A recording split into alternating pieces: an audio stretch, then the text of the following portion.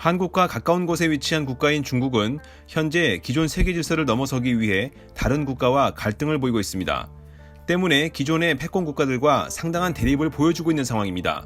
특히 미국과의 갈등이 심각한데 경제 분야만 보더라도 이를 단적으로 말해주는 사건이 있었습니다. 몇 년 전 미국이 통상법 301조 조사에 관한 성명 발표에서 중국이 지식재산권을 표절했다고 주장하자 중국은 조만간 중국이 글로벌 최대 특허 출원국으로 부상할 것이라며 반박했는데, 놀라운 것은 중국의 3대 발명품인 종이, 나침반, 화약에 대해 서구가 저작권료를 중국에 준 적이 없다는 주장까지 한 것입니다. 후자의 중국 반박은 당혹스럽게 만듭니다. 그렇다면 중국이 과거에 발명했다고 알려진 발명품들은 어떠한 것들이 있을까요? 오늘은 이를 알아보겠습니다. 중국에서 발명했다고 주장하는 주요 발명품 10가지를 살펴보겠습니다. 지금 시작합니다. 칫솔의 탄생 이전의 세계에서는 이쑤시개 같은 물새 등을 사용해 치아 관리가 이뤄졌지만 현대적 의미의 세계 최초의 칫솔은 중국에서 발견됐습니다. 당나라 시대 북부에 돼지털로 만든 칫솔이 그렇습니다. 이는 대나무나 뼈로 만든 손잡이에 돼지털을 붙인 형태였습니다. 이후 일본의 승려인 도겐 키케는 1223년 그의 작품인 쇼보겐조에 중국 승려가 소뼈 손잡이에 말꼬리 털이 부착된 칫솔을 사용했다고 기록하기도 했습니다. 이처럼 칫솔은 중국에서 최초 발명되었다고 기록이 전해집니다. 참고로 이는 이후 중국에 여행 온 유럽인들에 의해 유럽으로 전파되었는데 1690년 앤서니 우드가 자신의 자서전에서 칫솔을 구매했다는 것을 언급한 것이 영어에서 칫솔이라는 단어가 최초로 등장한 때입니다. 중국 후한 시대의 장형은 문학가이자 화가이면서 동시에 천문학에서 많은 업적을 남긴 사람입니다. 헌데 장형은 지진 감지기인 후풍지 동위를 발명한 과학자로도 잘 알려져 있습니다. 이는 서기 132년에 발명한 것으로 세계 최초의 기록이기도 합니다. 다만 현재의 지진 감지기와는 달리 장형이 개발한 후풍지 동위는 시간이 기록되지는 않고 8개 방향 중 지진이 발생한 방향을 결정해주는 기능이 있습니다. 청동 항아리 모양 장치 내부에 흔들리는 진자가 방향을 감지하는 것인데, 이후 진동에 의해 용머리 모양의 8개 돌출부 중 한 곳에서 두꺼비 모양의 금속 물체 입으로 청동공이 떨어지게 됩니다. 이를 통해 방향을 짐작하는 것입니다. 다만 현재 과거 실물은 전해지지 않고 기록에 따라 제작된 복제품이 존재하는 실정입니다. 한의학의 치료법 중 하나인 침술의 기원에 여러 이론이 존재하지만 그 중 하나는 한의학 원전인 황제내경을 통해 짐작할 수 있습니다. 황제내경은 가장 오래된 한의서로 알려져 있는데 가상의 황제와 6명의 신하가 질의응답을 하는 형태로 구성되어 있습니다. 이를 통해 침술의 진단과 치료를 기록했습니다. 기원전 100년쯤 작성된 것으로 추정되는 황제내경은 춘추 전국시대를 비롯해 한나라 시대 이전에 관행으로만 여겨졌던 한의학을 체계적인 문서로 정리했는데, 이를 통해 중국에서는 중국 침술이 상당히 오랜 역사를 갖고 있다고 추정하고 있습니다. 또한 기원전 100년경 전한의 황제였던 유승의 무덤에서도 금과 은성분의 침이 발견된 것이 증거라고 제시되고 있기도 합니다. 세계 최초의 지폐는 7세기 당나라에서 등장했습니다. 거래의 규모가 커지다 보니 상인들이 구리주화 사용을 대신해 보증금을 영수증 형태로 발행한 것이 시초인 것입니다. 이후 지폐는 본격적으로는 11세기 송나라 때 등장했습니다. 교자라고 불린 당시 송나라의 지폐는 송나라 조정에서 발행한 것으로 중앙정부가 독점적으로 발행하고 지폐의 가치를 보증했다는 점에서 세계 최초의 현재의 화폐로서 기능을 보인 것입니다. 당시 송나라의 교자는 목판 인쇄를 사용해 제작됐는데 기록에는 위조 방지를 위해 여러 개의 인장이 찍혔고 또한 그림도 그려졌다고 알려져 있습니다. 시계의 기원에 대한 논쟁이 존재하는 게 현실이지만 기계식 시계를 최초로 발명했다고 주장하는 것 중 하나가 바로 725년 당나라입니다. 그해 당나라의 천문학자이자 승려인 이싱이 물시계를 발명했는데 이것이 세계 최초라는 것입니다. 다만 기록에 따르면 이 물시계는 얼마 안 되어 청동과 철이 부식해 더 이상 회전을 하지 못함에 따라 사용되지 못했다고 전해져 옵니다. 이외에도 중국에서는 천문학자인 소송이 1092년 그가 직접 저술한 서적에 천문시계탑의 작동을 설명한 것을 토대로 송나라의 기계식 시계가 세계에서 가장 앞섰다고 밝히고 있습니다. 참고로 유럽에서는 1280년경이 되어서야 교회 기록에서 시계에 대한 언급이 본격적으로 이뤄지기 시작했습니다. 기원전 6000년경 이집트와 메소포타미아에서 맥주의 기원이 언급될 정도로 술은 오랜 역사를 갖고 있습니다. 헌데 이러한 술의 발명은 중국이 될 수도 있다는 연구가 있었습니다. 2004년 미국 국립과학원 회보에 실린 연구 결과에는 허난성의 신석기 시대 마을에서 발굴된 도자기 내에 잔류물이 있었는데, 이를 분석한 결과 지금으로부터 약 9,000년 전에 포도와 산사나무, 쌀을 발효시켜 만든 청주 형태의 술이 생산되었다는 내용이었습니다.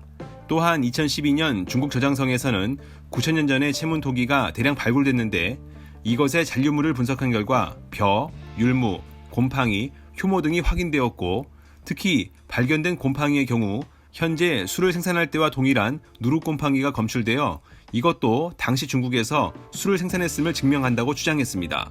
이러한 분석들이 사실이라면 이는 이집트와 메소포타미아에서 맥주가 탄생했을 때보다 거의 1000년 앞선 기록이라고 볼 수 있습니다. 중국에서 4대 발명품에 포함시키는 활자의 일부 기원에는 논쟁이 존재합니다. 중국에서는 650에서 670년경 당나라에서 불교 경전을 인쇄하기 위해 목판활자가 사용되었다고 하는데, 허나 글자를 일일이 조각해야 하고 쉽게 갈라지는 단점이 있었습니다. 이는 1040년경 북송의 인쇄업자인 필승이 진흙에 문자를 조각해 불로 구워 활자로 사용한 도자기 활자로 대체되었습니다. 그렇지만 이것도 내구성이 약해 쉽게 깨져 대량 인쇄에는 효율적이지 못했습니다. 이후 중국에서는 12세기 전에 청동으로 된 금속활자가 발명되었다고 주장하고 있습니다. 이는 명나라 시대인 15세기 후반에 들어서 중국에서 널리 사용되었다는 얘기입니다. 허나 세계 최고 목판활자도 기원에 논란이 있지만, 금속활자만 보더라도 현존하는 세계 최고의 금속활자본은 1377년 고려의 직지심체 유절이고, 이는 현재 유네스코 세계기록 유산에 등록된 상태입니다. 화약은 9세기경 중국에서 발명된 것으로 알려져 있습니다. 이는 불면의 생명을 얻기 위한 연구 과정에서 발명된 것이었습니다. 그렇지만 화약의 발명은 이후 군사무기로의 사용이 이어졌는데, 특히 1044년에 완성한 북송의 군사 저작물인 무경총료에는 여러 화약 제조 공식이 적혀있기도 했습니다. 무경총료의 화약 제조 공식에는 27에서 50%의 질산염이 사용되었음을 말해주고 있습니다. 이러한 중국의 화약 제조 공식은 몽골 제국이 등장하며 유럽으로 전파되게 되었고, 이는 이후 유럽의 무기 발전에 큰 기여를 했습니다. 중국에서는 기원전 4세기 기록에 자석이 철을 끌어당긴다는 내용이 언급되어 있어 이것이 당시부터 나침반을 사용했다는 것을 의미한다고 주장하지만, 알려진 세계 최초의 나침반은 220년경 후한 시대에 자철석으로 만들어진 것으로 전해지고 있습니다. 국자 모양의 자철석을 회전할 수 있게 두면 한쪽은 항상 남쪽을 가리켰고 반대쪽은 북쪽을 가리켰던 것입니다. 이는 당시만 해도 주로 점성술에 사용됐습니다.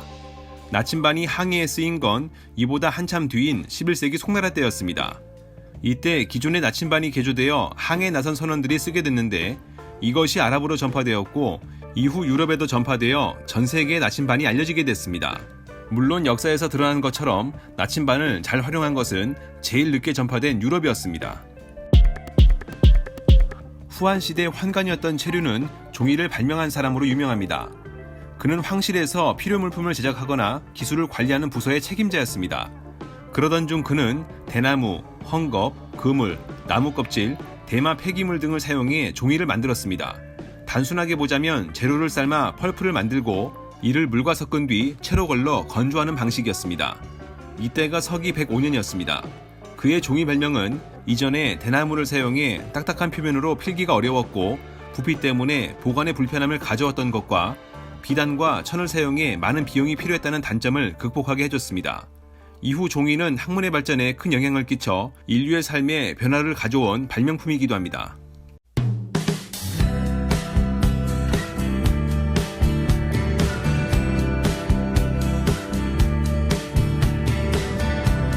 의식주 중 하나인 부동산이 지속적으로 고공행진을 이어가자 계층의 양극화뿐만 아니라 다양한 사회 문제를 불러오고 있다는 의견이 있습니다.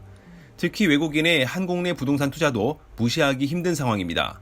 국토교통부가 2021년 6월에 공개한 2020년 하반기 기준 전국 외국인 토지 보유 현황 자료를 살펴보면 외국인들은 15만 7,489필지에 2억 5,334만 6,774제곱미터의 면적을 보유하고 있는 것으로 확인됐습니다. 이는 공시지가로만 31조 4,962억 원 수준입니다. 국적별로는 미국인이 필지 기준 5만 7,418건에 이어 중국인이 필지 기준 5만 7,292건으로 미국인과 중국인이 많은 보유를 하고 있는 것으로 드러났습니다. 헌데 최근 언론 보도뿐만 아니라 청와대 국민청원 게시판에서는 중국인이 미국인에 이어 2위임에도 중국인의 부동산 투자에 대한 우려를 보이고 있습니다. 이는 최근 중국 자본의 국내 부동산 유입이 무서운 기세이기 때문입니다. 중국인의 토지 보유 증가세는 매우 가파른 수준입니다. 2011년만 해도 필지 기준 3,515건이던 중국인의 토지 보유가 2020년 필지 기준 57,292건으로 증가한 것은 이를 단적으로 말해줍니다. 한국인은 중국에서 토지 보유가 자유롭지 않지만 중국인은 이와 비교했을 때 한국에서 매우 자유로워 상호주의 원칙에는 위배되어 보이는데, 그렇다면 중국인의 국내 시도지역 토지 보유는 어떠할까요? 2020년 시도별 보유 면적을 기준으로 1위부터 10위까지 선정했습니다. 지금 시작합니다. 10위는 인천광역시입니다. 2020년 중국인은 인천에 21만 4천 제곱미터 면적의 토지를 보유하고 있는 것으로 나타났습니다. 이는 필지 7,235건, 공시지가로는 2,057억 원 수준입니다. 2011년과 비교한다면 이는 대폭 증가한 수준입니다. 2011년 중국인이 보유했었던 인천의 토지는 면적으로는 2만 6천 제곱미터, 필지 246건, 공시지가는 175억 원이었습니다. 두 시기를 비교했을 때 면적은 약 8.23배, 필지는 약 29.4배, 공시지가는 약 11.8배 증가한 수치입니다.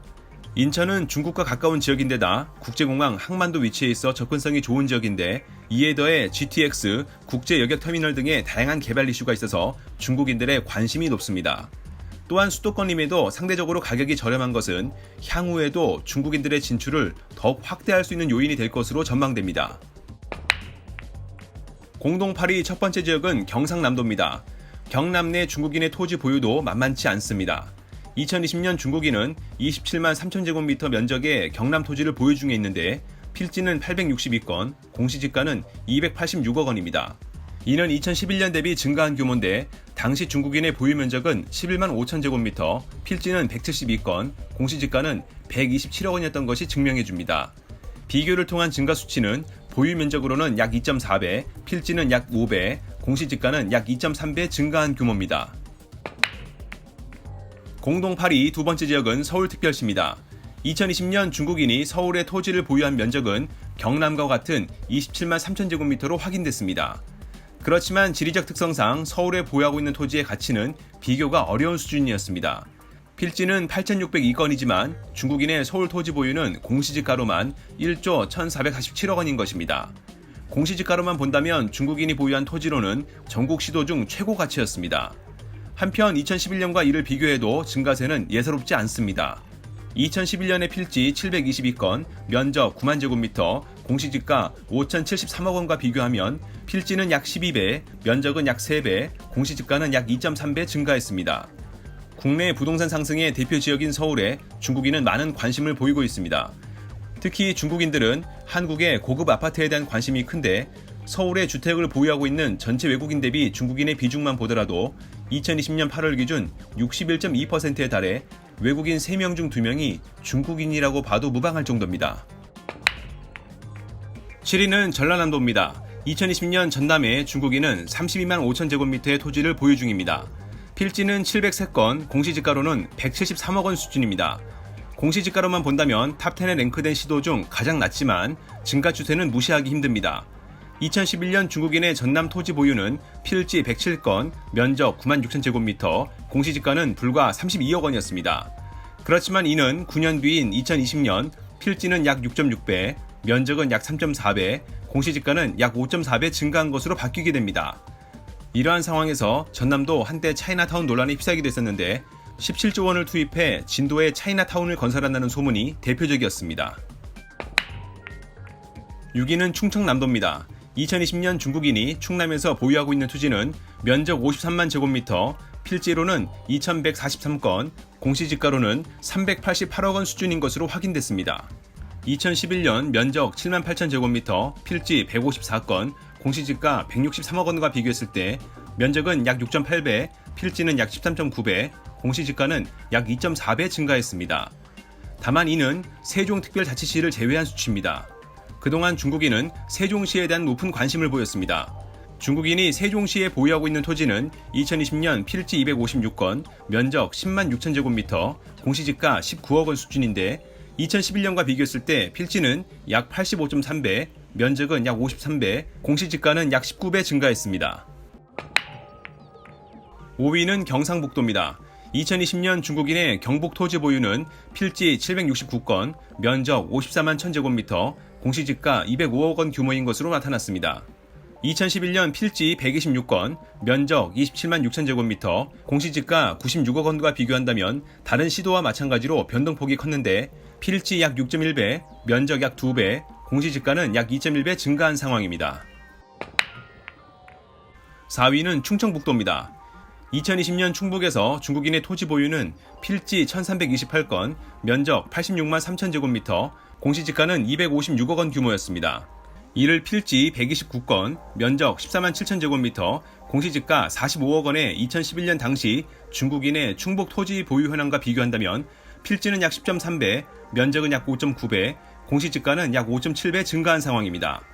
이는 인접지역인 세종시의 영향이 큰 가운데 오송역세권 개발, 혁신도시 개발 등도 중국인의 관심을 모으는 요소로 추정됩니다. 3위는 강원도입니다. 차이나타운으로 얼마 전 큰 홍역을 치렀던 강원도지만 2020년 기준 중국인의 강원도 내 토지 보유는 매우 활발했습니다.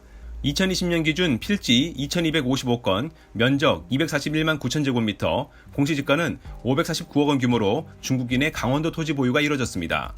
2011년 필지 228건, 면적 47만 3천제곱미터, 공시지가 120억 원과 비교한다면 큰 증가세를 보인 것인데 필지 약 9.9배, 면적 약 5.1배, 공시지가는 약 4.6배의 변화를 보여줬습니다.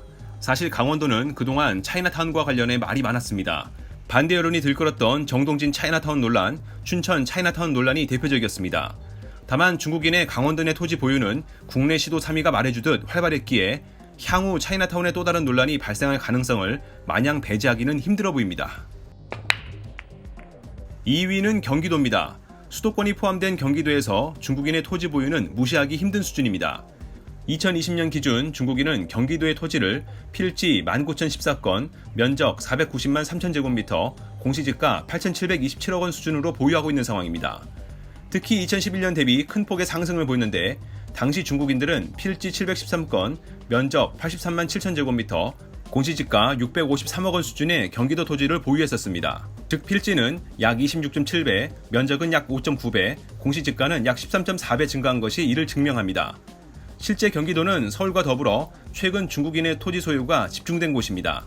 이러한 증가세는 경기도가 수도권인데다가 3기 신도시뿐만 아니라 다양한 개발 이슈를 갖고 있어서 더욱 두드러져 보입니다. 중국인이 가장 많은 토지를 보유한 국내 시도 1위는 제주특별자치도입니다. 2020년 중국인은 제주의 토지를 필지 11,320건, 면적 914만 3천제곱미터, 공시지가 2,525억 원 수준으로 보유하고 있는 것이 확인됐습니다.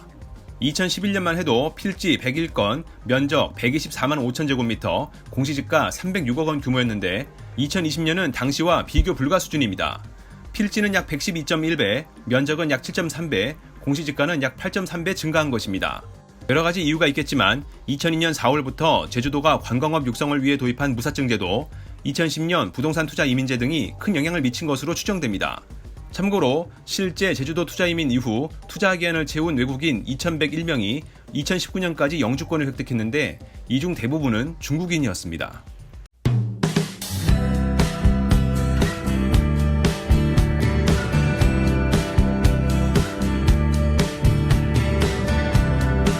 세계 패권을 놓고 강대국들의 대립은 갈수록 첨예해지고 있습니다. 대표적인 것이 바로 미국과 중국의 갈등인데 이는 현재 중국이 대만을 위협하며 대만 해협의 위기를 불러오는 것과 미국, 영국, 호주의 삼각동맹인 오커스가 중국을 견제하는 것만 보더라도 쉽게 알 수 있습니다. 때문에 점증하는 이러한 국제관계 위기는 다양한 전문가들의 분석을 불러오고 있습니다. 그동안 세계의 패권을 갖고 있었던 미국을 중심으로 한 서방에서는 최근 중국의 움직임에 대해 많은 우려를 표명하고 있는데 벌써부터 중국이 패권을 잡았을 때 발생할 것들을 예상하고 있습니다. 물론 이것이 앞으로 벌어질 현실과는 다를 수 있습니다. 서방의 우려와는 달리 정반대되는 중국의 정책이 펼쳐질 수도 있고 아니면 아예 중국이 미국을 넘어서 패권을 확보하지 못할 수도 있을 것입니다. 허나 운 좋게 중국이 모든 장애를 뛰어넘어 패권을 확보한다는 최악을 전제했을 때 서방에서는 어떠한 미래를 예상하고 있을까요? 오늘은 그동안 서방의 다양한 분석 중 주요한 10가지를 좀 더 쉽게 알아보겠습니다. 지금 시작합니다. 중국은 현재 다양한 국가와 국경을 맞대며 영토 분쟁과 관련한 갈등을 보이고 있습니다.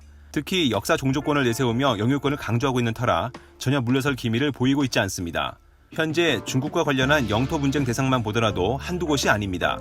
일본, 대만과 갈등 중인 동중국해의 센카쿠 열도, 대만, 필리핀, 베트남, 말레이시아, 브루나이 등과 갈등 중인 남중국해의 스프레틀리 군도, 필리핀, 대만과 갈등 중인 남중국해의 스카버루 암초, 대만, 베트남과 갈등 중인 파라셀 군도, 인도와 갈등 중인 아루나찰 프라데시와 악사이친 등을 들 수 있습니다. 중국이 미국과 같은 패권을 확보하게 된다면 힘의 균형에 차이를 보이는 국가들과의 영토 분쟁은 중국에 유리한 방향으로 조기 종료될 가능성이 있습니다. 또한 인도 같은 국가들과의 영토 분쟁은 범위가 더욱 확대될 가능성이 있습니다.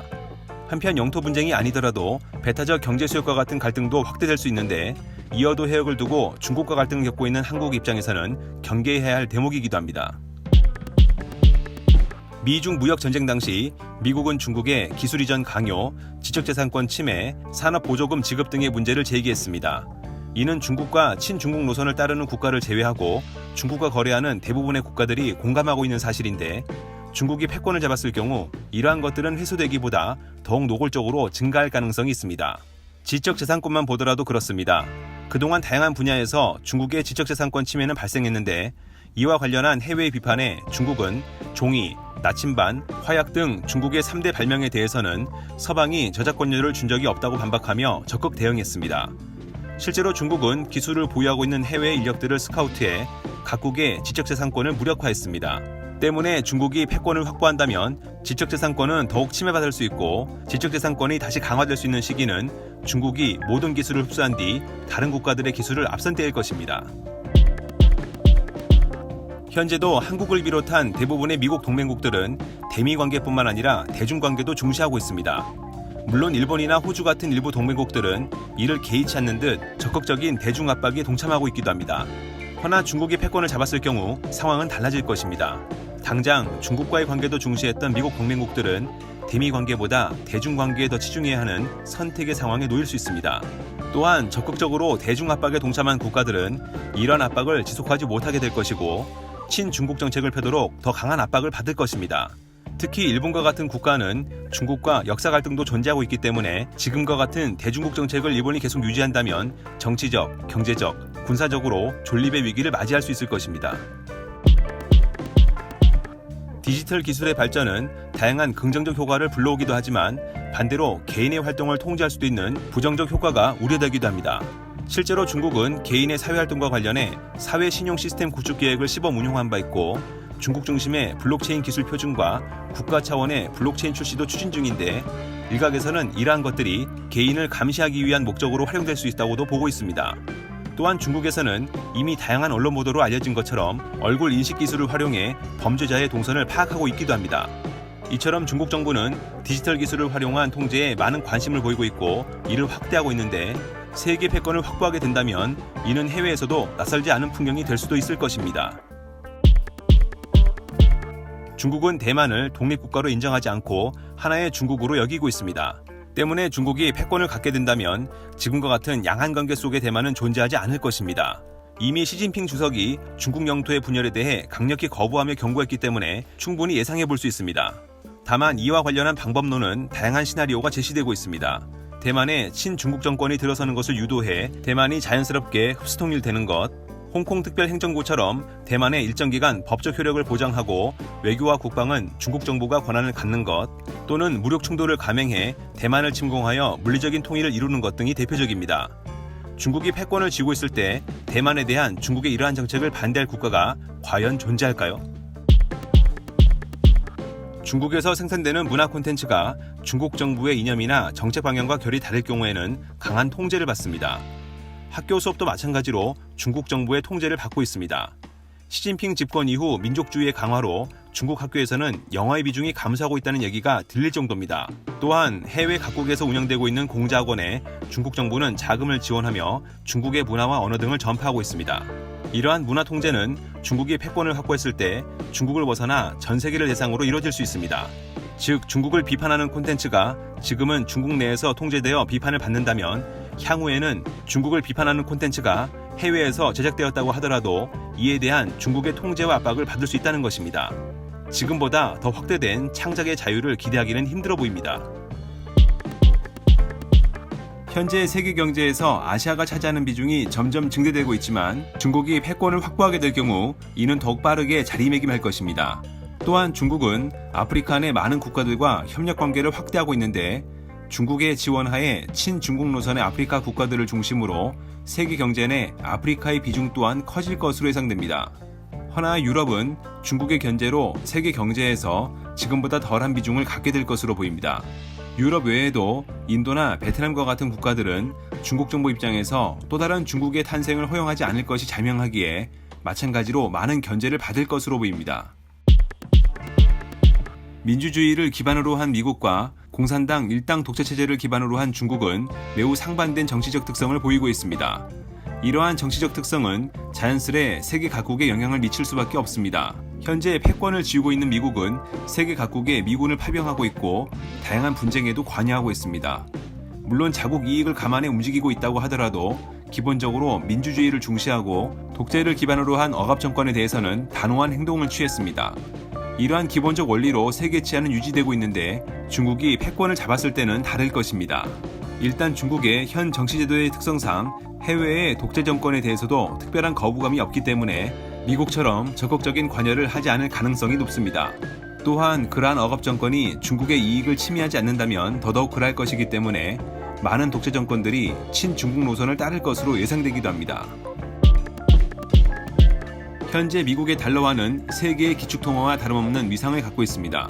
이는 국제무역에서 거래되는 세계의 통화 통계만 보더라도 쉽게 알 수 있습니다. 2019년 한 해 동안 세계에서 거래된 통화를 보면 미국의 달러화가 44.15%로 거의 절반이 육박한 가운데 유럽의 유로화 16.15%, 일본의 엔화 8.4%, 영국의 파운드화 6.4% 순이었고 중국의 위안화는 8위로 2.15% 수준이었습니다. 때문에 미국은 기축통화 덕에 다른 국가보다 경제 안정성을 확보할 수 있는 이점을 갖고 있습니다.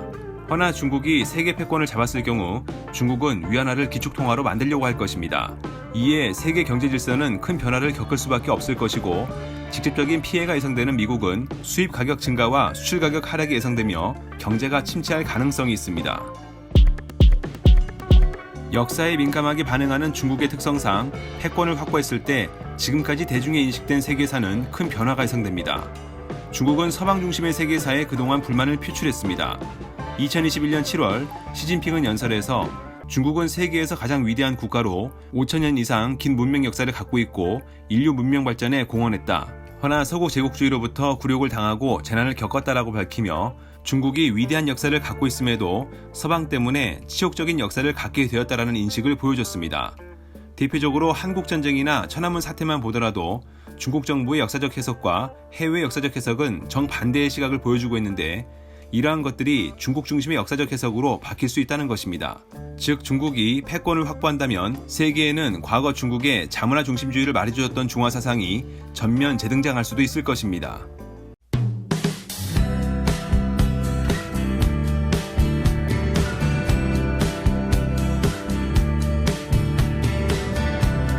세계에서 가장 많은 14억 4,421만 6천명의 인구수를 자랑하는 중국은 해외에도 상당히 많은 중국인들이 거주하고 있습니다. 유엔 경제사회처는 현재 중국을 떠나 해외에 거주하고 있는 중국 국적의 중국인은 2020년 기준 1,046만 1,170명이라고 밝혔습니다. 그렇지만 화교를 포함한다면 6천만 명이 넘을 것이라는 분석도 존재합니다. 그렇다면 전 세계에서 중국인이 가장 많이 거주하는 국가는 어디일까요? 탑10의 순위는 화교의 경우 오랜 기간에 걸쳐 거주해 경계가 모호하기 때문에 유엔 경제사회처의 2020년 기준 통계에 근거한 국적 기준 본토 출신 중국인 이민자 수를 중심으로 알아보겠습니다. 화교 현황은 부연 설명으로 안내드리고 영상 말미에는 11위부터 30위까지 소개해드리겠습니다. 1위부터 10위까지입니다. 지금 시작합니다. 10위는 방글라데시입니다. 방글라데시 내 중국 국적의 중국인 수는 15만 9,619명이었습니다. 방글라데시의 중국인은 1990년 이후 2015년까지는 꾸준히 증가하다 이후 감소 추세를 보였습니다. 그렇지만 방글라데시의 중국인들은 아직까지 그 규모를 무시하기 힘든데 이들은 주로 수도인 다카와 남동부에 위치한 도시인 치타공에 거주하고 있습니다. 직업적으로는 일반 기업의 주재원으로 활동하는 사람이 많은 가운데 중국 식당을 운영하는 사람도 꽤 있습니다. 특히 중국인 여성들의 경우 유명 미용실을 여럿 운영하고 있는 것으로 알려져 있습니다. 현재 양국은 전략적 협력, 동반자 관계를 구축한 상태고 교역 규모가 꾸준히 증가하고 있습니다. 때문에 1940년대부터 본격적으로 이주하기 시작한 방글라데시 내 중국인은 장기적으로 지속적인 증가를 보여줄 것으로 전망되고 있습니다. 9위는 스페인입니다. 스페인 내 중국 국적의 중국인 수는 17만 9,013명으로 확인됐습니다. 무엇보다 스페인 내 중국인은 2000년까지만 해도 감소 추세를 보이며 2000명을 간신히 넘긴 수준이었지만 이후 2010년까지는 급증세를 보이며 세계에서 손꼽히는 중국인 거주 국가로 자리매김한 상태입니다. 중국인의 스페인 이주는 최초 16세기 후반부터 이뤄졌을 정도로 오랜 역사를 갖고 있는데 때문에 과거부터 스페인으로 이주해와 스페인 국적을 보유하고 있는 중국계 스페인인들도 상당한 수준입니다.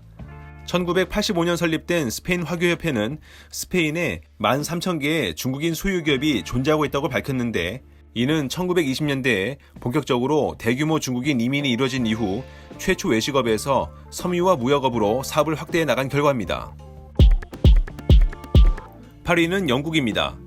영국 내 중국 국적의 중국인 수는 20만 8,229명으로 조사됐습니다. 영국의 중국인 이민자는 1990년부터 2000년까지 폭발적인 상승세를 보이다 이후 완만한 상승 추세를 유지하고 있습니다. 이 같은 영국 내 중국인 수는 유럽에서도 최상위권 수준인데 20만 8,229명의 본토 출신 중국인을 제외하더라도 홍콩, 싱가포르, 말레이시아, 캐나다, 호주 등에서 거주하던 중국인들의 후손들이 영국에 많이 이주한 터라 이러한 화교들을 포함하면 영국 내 중국인은 50만 명 이상으로 추정되고 있습니다. 한편 영국의 통계 자료에 따르면 영국 내 중국인들은 다른 국가의 이민자들보다 상대적으로 학업 성취도가 높고 가계 소득도 인도계 영국인 다음으로 높은 것으로 알려져 있습니다. 7위는 이탈리아입니다. 이탈리아 내 중국 국적의 중국인 수는 23만 3,338명이었습니다. 이탈리아의 중국인들은 1990년 이후 지속적인 증가 추세를 유지하고 있지만 자세히 들여다보면 2010년 이후에는 증가폭이 다소 줄어든 상황입니다. 그렇지만 이탈리아의 중국인 수는 유럽에서 가장 큰 규모일 정도로 세력을 형성하고 있는데 이들은 주로 밀라노, 로마, 프라토 순으로 많이 거주하고 있습니다. 게다가 이는 이탈리아 국적을 취득한 중국인과 이탈리아에서 출생한 중국계를 제외한 수치라 실제로는 훨씬 더 많다고 봐도 무방합니다. 그동안 이탈리아는 중국의 1대1로에 참여했을 정도로 유럽 내에서 대표적인 친중국가의 행보를 보였습니다. 그렇지만 최근 EU가 중국과 갈등을 보임에 따라 이탈리아도 과거와 달리 중국에 발을 빼는 자세를 취하고 있는데 때문에 향후 이탈리아 내 중국인들의 수도 상황에 따라 방향전환이 예상되기도 합니다. 6위는 싱가포르입니다. 싱가포르 내 중국 국적의 중국인 수는 42만 6,433명으로 확인됐습니다. 싱가포르의 중국인 수는 꾸준히 증가하고 있는데 다만 그 증가세는 2015년 이후 다소 완만한 상황입니다. 그렇지만 무엇보다 싱가포르는 이러한 국적 기준의 중국인보다 화교로 대표되는 중국인들의 비중이 상당합니다. 싱가포르 통계국의 2020년 인구조사에 따르면 공식 확인된 수치는 2020년 기준 267만 5,521명으로 싱가포르 인구의 75.9%에 달할 정도라 싱가포르는 중국계 싱가포르인과 중국인으로 이루어졌다고 해도 과언이 아닙니다. 때문에 이들은 싱가포르 경제에 큰 영향을 미치고 있는데 싱가포르 GNP의 80%, 시가총액 기준 싱가포르의 상장기업의 81%가 중국계 싱가포르인과 중국인에 의해 관리되는 것으로 추정되는 상황입니다. 5위는 호주입니다. 호주 내 중국 국적의 중국인 수는 65만 3,232명이었습니다. 호주는 그동안 중국인들의 이민 종착지로 선호되는 곳이었는데 1990년과 2020년을 비교한다면 2020년 중국 국적의 중국인 이민자 수는 1990년에 비해 약 6.7배 증가한 상황입니다. 허나 앞서 싱가포르와 마찬가지로 호주 내 중국인은 본토 외에서 건너왔거나 호주 국적을 지니고 있는 사람까지 포함한다면 가장 최근 인구조사인 2016년 기준 121만 3,903명에 달합니다. 이들은 거의 대부분 시드니와 멜버른에서 거주하고 있습니다. 그렇지만 향후 이는 변화가 예상되고 있습니다. 현재 호주는 중국과 극심한 갈등을 보이며 정치, 경제적 대립의 수위를 높여가고 있는 상황인데 이에 따라 호주에서는 중국의 의존도를 빠르게 낮추려는 움직임이 곳곳에서 보이고 있습니다.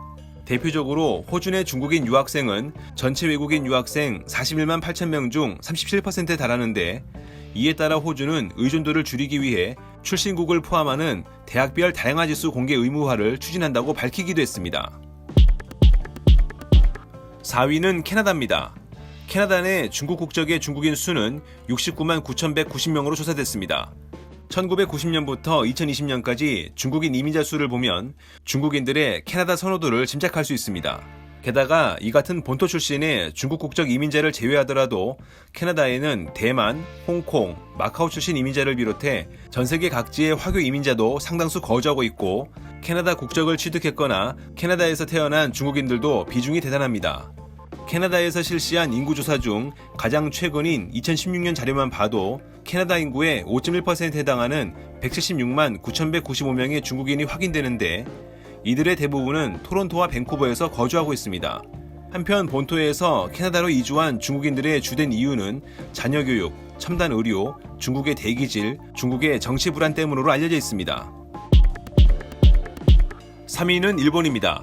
일본 내 중국 국적의 중국인 수는 77만 5,893명으로 확인됐습니다. 일본의 중국인 이민자 수는 지속적인 증가 속에 80만 명에 육박할 정도로 상당한 규모를 보여주고 있습니다. 그렇지만 이러한 중국인들은 실제로는 훨씬 더 많을 것으로 추정되고 있습니다. 매년 상당수의 중국인들이 일본 국적을 취득하고 있어 이러한 수치에는 이들이 제외되고 있는 데다 불법 체류자도 존재할 수 있기 때문입니다. 한편 일본 내 중국인들은 주로 일본의 대도시에 많이 거주하고 있는 것으로 알려져 있습니다. 때문에 1680년대에 문을 연 일본 최초의 나가사키 차이나타운을 비롯해 요코하마, 고베 같은 곳에는 대형 차이나타운이 존재하고 있는데 그 규모는 매년 커지고 있는 상황입니다. 2위는 한국입니다. 한국 내 중국 국적의 중국인 수는 80만 3,001명으로 나타났습니다. 이는 꾸준히 증가 추세를 보였는데 1990년 대비 2020년 한국 내 중국인 수는 약 40.5배 더 많은 상황입니다. 같은 기간 이러한 증가폭은 한국이 탑10 중 1위입니다. 한편 한국 내 중국인은 유엔의 통계 외에도 국내 통계청의 자료로도 확인이 가능한데, 통계청의 2021년 기준 한국 내 중국인은 조선족 포함 총 89만 5,906명이었습니다. 이러한 한국의 중국인 수는 세계에서 두 번째라는 상당한 규모를 자랑하는데, 한국 내 차이나타운은 1880년대부터 형성됐을 정도로 오랜 역사를 갖고 있습니다. 그렇지만 과거 국내에서 거주하고 있던 중국인들은 1960년대에는 외국인 재산 소유 제한 규정, 1997년에는 한국의 금융위기, 2020년에는 코로나 팬데믹으로 고국으로 귀국한 상황이 있기도 했습니다. 그렇지만 한국 내 중국인 수는 향후 더 증가할 것으로 보는 시각이 대체로 많은 편입니다. 전 세계에서 중국인이 가장 많은 1위는 미국입니다. 미국 내 중국 국적의 중국인 수는 218만 4,110명으로 확인됐습니다. 미국 내 중국 국적의 중국인들은 1990년부터 꾸준히 증가하다 트럼프 행정부 시절인 2020년에는 2015년에 비해 약 50만 명이 감소하기도 했습니다. 허나 범위를 넓혀 중국 국적의 중국인 외에 화교인 중국계 미국인을 포함한다면 그 수치는 2019년 기준 539만 9천 명에 달하고 있습니다. 이들은 뉴욕에만 86만 5천 명, 로스앤젤레스는 67만 8천 명, 샌프란시스코에는 58만 2천 명이 거주하고 있을 정도로 뉴욕주와 캘리포니아주에 상당히 많은 중국인들이 몰려있는 상태입니다. 이러한 미국 내 중국인들은 출신에 따라 소득의 차이를 보이고 있는데, 2019년 기준 미국에서 출생한 중국인들의 풀타임 평균 연봉은 7만 달러였던 것에 반해 해외에서 이주해온 중국인들은 같은 시기 풀타임 평균 연봉이 6만 2천 달러 수준이었습니다. 그렇지만 이들의 연봉은 미국 내 다른 아시아계의 풀타임 평균 연봉인 6만 달러보다는 높았습니다.